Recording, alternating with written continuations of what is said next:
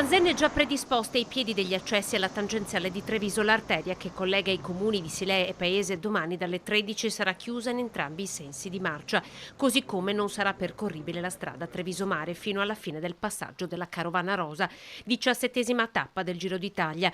6 balconi, c'è già chi ha piazzato un fazzoletto rosa, la polizia locale è al lavoro da giorni per gestire il traffico, tra chiusure e deviazioni nelle vie secondarie. A San Giuseppe avremo l'uscita obbligatoria proprio per non impattare contro la carovana ciclistica.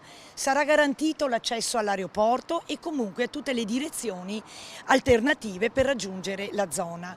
Sicuramente anche la strada castellana sarà interessata da una deviazione verso la Noalese. Saremo presenti con un congruo numero di agenti e di volontari della Protezione Civile. Protezione civile per distribuire bottiglie di acqua, le temperature saranno roventi anche domani. È un servizio che stiamo organizzando in quanto sicuramente accoderemo in qualche arteria, in particolare la corsia della tangenziale, forse qualcosa in Castellana, ma saremo presenti per dare assistenza in caso di necessità di qualche accodamento. Occhi puntati sulle vie alternative direzione uscita ospedale e aeroporto.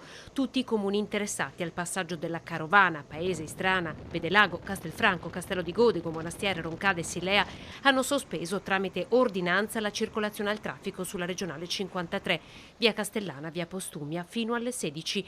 La viabilità alternativa sarà segnalata attraverso opportuni cartelli. La carovana è prevista per le 15:25, ma è anticipata dalla carovana anche pubblicitaria che circola su strade chiuse. E questo lasso di tempo ci consente comunque di agevolare al massimo la uscita dalla tangenziale. Chiusi i caselli autostradali Treviso Sud e Meolo Roncade, sempre fino alle 16.